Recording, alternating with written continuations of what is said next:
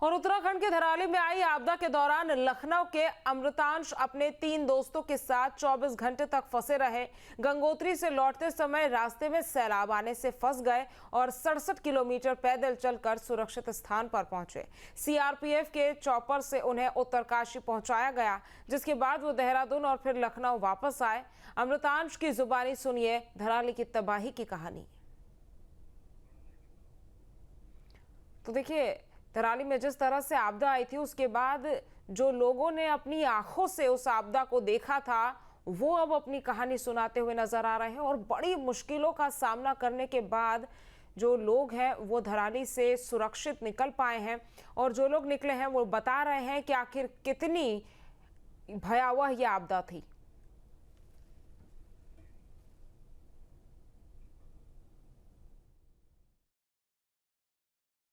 हमारे साथ लखनऊ के रहने वाले अमृतांश हैं, जो गंगोत्री दर्शन के लिए गए थे और धराली से उस वक्त गुजरे थे जब ये आपदा आने वाली थी, कुछ ही मिनटों पहले।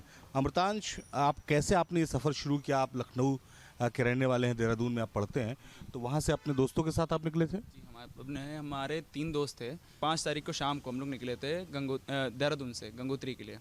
5 बजे शाम को बारिश हो रही थी। फिर हम लोग हर्षिल पहुँचे, रात में 3 बजे पहुँचे थे, मतलब 6 की अर्ली मॉर्निंग हम लोग 3 बजे वहाँ पहुँच गए। तो वहाँ पे जब हम लोग स्टे करे फिर 12 या 1 बजे तक, तो हम लोग का ये था कि अब हम लोग को गंगोत्री निकलना है। हम लोग ने अपना वही लंच वंच करा मॉर्निंग में, तो लंच करके ही हम लोग जब निकले तो निकल तो गए। हमने अपना लगेज भी होटल में थोड़ा बहुत छोड़ दिया था, क्योंकि ज़्यादा लगेज ले नहीं जा सकते थे, क्योंकि हम लोग को गंगा जल भी कैरी करके लाना था। और हमारे पास 2 बाइक्स थी और 4 लोग थे। तो हम लोग धराली को क्रॉस करते हुए जा तो रहे थे, लेकिन धराली में एक छोटा सा नॉर्मल सा वाटरफॉल बह रहा था, बट उसमें पानी में मिट्टी ज़्यादा दिख रही थी। तो हम लोग को लगा कि कुछ हो सकता है यहाँ पे, बट हम लोग फिर भी वहाँ से निकल गए। हम लोग गंगोत्री पहुँचे, बहुत आराम से हमारे दर्शन हुए, सब कुछ ठीक रहा।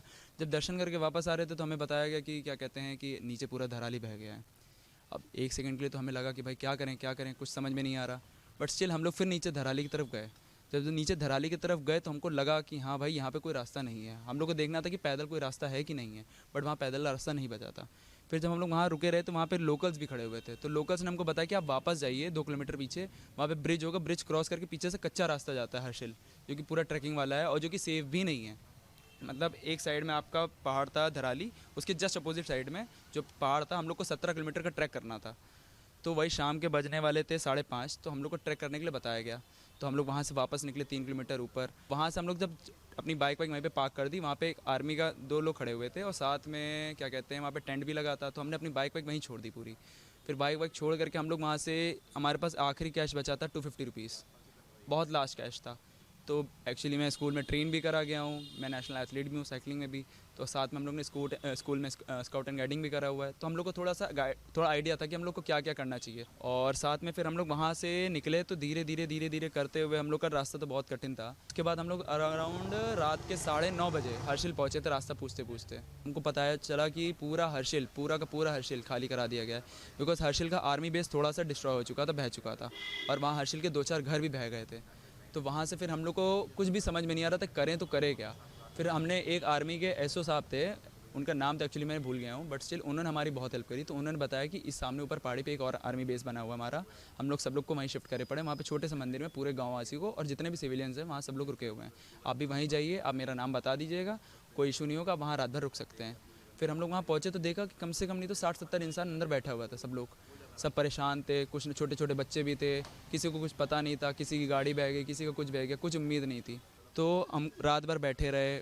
आर्मी वालों ने भी बहुत हेल्प करी, कुछ खाने पीने के लिए दिया। तो उन्होंने ये बताया गया कि आपको हेलीकॉप्टर से रेस्क्यू हो सकता है। हम लोग ने वेट करना स्टार्ट करा कि भाई 6-7 बजे तक हेलीकॉप्टर्स आएंगे।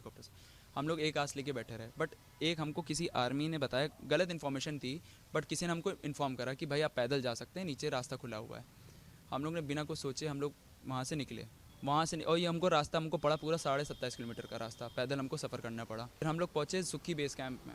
सुक्की बेस कैंप में हमने अपने फैमिली से कांटेक्ट करा, सब कुछ करा। सुक्की से हम लोग नीचे और गए कि देखने के लिए कि आगे रास्ता है कि नहीं है। हम लोग पैदल चलते रहे। तो वहाँ पे एक जगह बैरिकेड लगता है पुलिस का, पूरा पुलिस का बैरिकेड लगा हुआ है, कुछ भी नहीं बचा आगे। पूरा 2 पहाड़ के बीच में सिर्फ और सिर्फ नदी बची थी। अब हम लोग वहाँ से वापस चलना स्टार्ट होते हैं। ठीक है। हम लोग भागते हुए पहुँचे हेलीपैड पे। वहाँ पे कोई और भी पुलिस का था, वो उनको भी जाना था हेलीकॉप्टर से, तो 2 लोग जा रहे थे। तो हमारे फिर हेलीकॉप्टर आ तो गया, फिर हमारे 2 बंदे चले गए। 10-15 मिनट वेट करा तो नेक्स्ट हेलीकॉप्टर आया, तो उसमें हम लोग बैठे और निकल गए। फिर हमको ड्रॉप करा गया उत्तरकाशी से अराउंड 30 किलोमीटर पहले। ये अमृतांश थे जो देहरादून में पढ़ते हैं और वहीं से गंगोत्री दर्शन के लिए गए थे और लौटते वक्त इन्होंने पूरी आपदा को देखी और आपदा को देखने के बाद इन्होंने एक बात तय की कि बहुत मुश्किल था और पूरी परिस्थिति अब वहाँ बदल चुकी है। हर तरफ बाढ़ था, हर तरफ मलबा था और लाशें तैर रही थी। लोग कोशिश कर रहे थे एक दूसरे को बचाने के लिए, लेकिन जिस तरह के हालात थे उसमें किसी को बचा पाना भी बहुत मुश्किल था। लखनऊ से वीडियो सफल हसन के साथ Nikhil Sharma, news state Uttar Pradesh.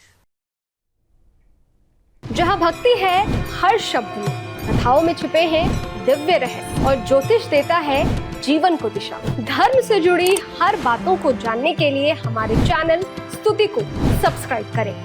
Channel पर जाने के लिए इस लिंक पर क्लिक करें।